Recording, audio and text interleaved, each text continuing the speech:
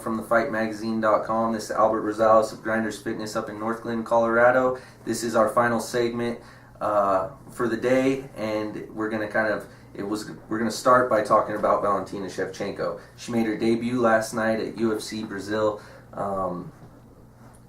I can't pronounce the last name of her opponent, Kochia, I want to say. Close. We'll go with that. Well, yeah, it's close. I apologize. I know I brutalized her name, but she was, poor. I hate to say it, but I felt bad for her. She 8-0, but making her debut in the UFC against the number one bantamweight, making her debut at 125. It gave me a nightmare, Albert. I'm not gonna lie. I had weird dreams last night after watching Valentina just dominate, and I saw Mario Yamasaki in my dreams pop up like a clown, and I thought I was gonna die, and I feel like that's the way Dana White sees him too.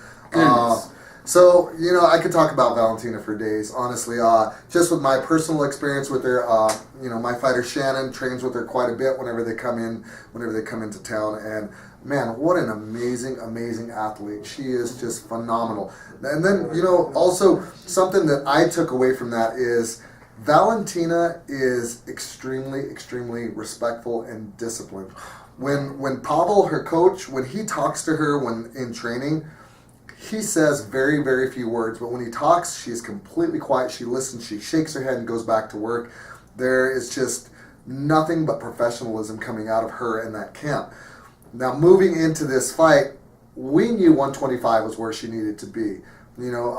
She was fighting at 135, and Shannon is bigger than she is, and Shannon doesn't fight at 135 anymore. Right. I feel like she's gotten by just off of her talent up to this point at the 135 division. Now seeing her at 125, I feel bad for any of the 125ers that have to fight her. Because personally, I don't see any 125ers that are going to beat her anytime soon. I think she, and this is no disrespect to Nico Montano, because I'm a fan of hers and I like the way she fights and I like the way she does things. But there is nobody in that division that is going to hang with Valentina. I can't see it. I genuinely, in my heart, cannot see anybody giving her a run. Who's to say somebody doesn't come up through the pipes, and sure, there's and always surprise everybody. Chase. But man, I don't see anybody hanging with her right now. I just really don't. 125 is where she's supposed to be, and it's funny because she even asked Shannon about. She asked her about cutting weight and what Shannon does for her diets and stuff like that, and how to make it to 125. And let's be honest, she didn't have any problems with the weight cut, and she looked phenomenal. She was in great shape, and now we go to the fight. Okay, that wasn't even close. The very first 3-punch combination she landed, I knew that was over. Personally, I told Shannon last night as we were watching the fight, I was telling her, I feel like she's just trying to get work in. Like she's just trying to get some work on some stuff. She was working on her ground game. Yeah, I genuinely feel like she was trying to show another side of her, just to let the whole 125 division know, hey, I'm not just a striker. Because personally, I think she could have finished her on 30 seconds. Yeah, exactly. She had her hurt, and she bailed her out by taking her down. Now I don't want to funny. It's not a bail out because she landed she landed over 90 strikes from top position in the first round. The final punch stats for that were 230 strikes from Valentina Schevchenko to 3. 230 to 3, for God's sake. That says a couple things. That says Valentina's dominant. I agree. I think she was determined to show another side. I think that was obvious because she knew the moment she threw that 3-punch combination, she knew she was going to better this girl. She wanted a challenge, so she's like, okay, I'm going to take it to the ground. I'm going to show what I can do down here. But it also speaks to another thing, that Mario Yamasaki once again has been a blunder on a fight card, whether it be Bellator, UFC, whatever. He continues to be employed, and the whole reason a ref's in there is to protect the fighter. Well, let me say this. And to control the fight, but he could have stopped that fight on 4 separate occasions in the first round. I agree with you, and I understand where you're coming from. I also can see, and I'm not saying it was correct. I'm not saying he was right, but I also could see where she was fighting back. She was trying to get to better positions. She was wrestling. She was trying to get out of bad positions. Every spot, she wasn't quitting. Even when Valentina had her in the crucifix position and she's just beating her head in, that's what she was bumping hard, she was wrestling hard, she was trying to get out of these positions.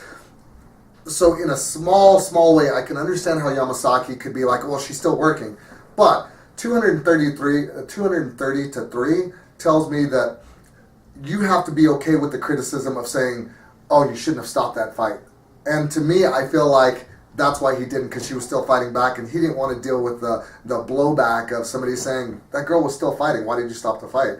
But 230 to 3 tells me that fight should have been stopped in the first round. It should have been and the stopped type of strikes. These weren't, it wasn't a 230 to 3 type like Miocic versus right, there was no pity pat. It was, at one point she landed like 12 straight shots to her rib cage and then followed it with a piercing elbow straight down the middle. I mean, these were all significant strikes from top position. But I think, I can understand that. But what I can't understand is, this isn't just him not being able to figure out when a fighter is out of a fight, but it's also him not being able to pay attention to the tap. She tapped twice. Correct. Before he realized that. We've seen Mario let people go out.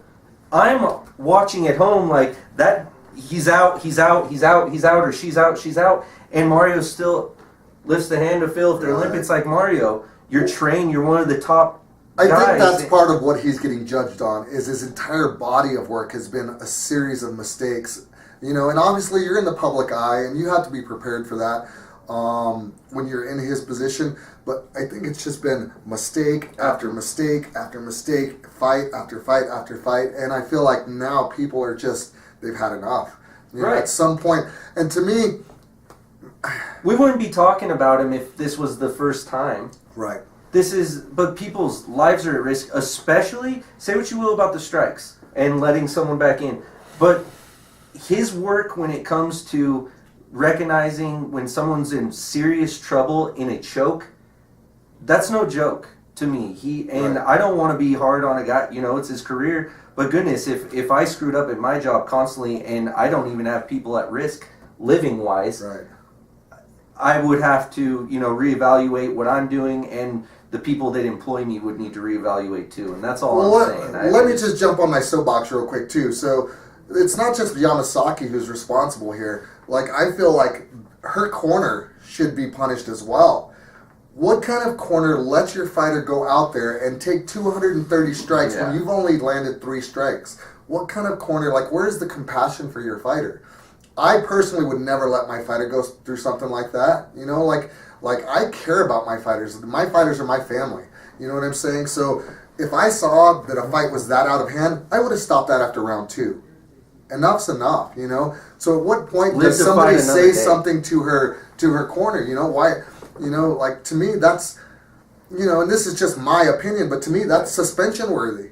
Rip their license, take their license away, take the referee's license away, 90-day suspension, 60-day suspension, whatever the case may be. But I feel like everybody's got to be held accountable, because the next thing that's going to happen is somebody's going to get seriously hurt or somebody's going to die. Heaven forbid, but that's the way it looks. And we know this is combat sports, and that's something that's entirely possible. Fighters know this going into it. It's one thing if you get hit with a clean shot and now you're disabled, okay? That's one thing. We know the risk going into it. When you get hit with 230 shots and aren't putting up any kind of a fight, that doesn't just lie on Yamasaki. That lies on the corner as well. And I just have a huge, huge problem with that. I agree. That is almost, and if not as equally unjust in the whole situation. I just felt bad. But you know what? I don't want to take away from what Valentina did. She is an animal. And maybe Sean Shelby's to blame. He did make the matchup. You're debuting a girl against one of the most brutal, strikers in the game, and she's a lot more than that. And she showed that before, here in Denver. Well, what I can say is ground game's we great. saw a different side of Valentina Schevchenko. You could see she clearly wasn't worried about the power at 125 that she was at 135. If she had let her hands go like this against Amanda Nunez, she might be champ. I know. She might be champ. But hesitant. I really feel like the power is, there's such a disparity in power from 135 to 125.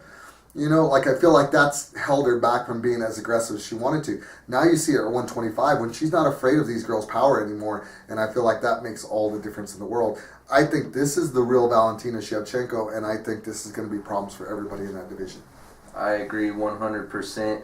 Last night, that was the start of the Valentina era at 125. I truly believe that. I truly believe she's obviously got to be the next up. I know Nico's hurt right now, but that's got to be the next fight. They can't allow her to continue to fight without a strap around her waist. Hey man, it's sad for Nico because I think she's you great. just won the title, but yeah, that thing's going to Shevchenko's. And me and my girlfriend fell in love with just her personality and the type of person she is.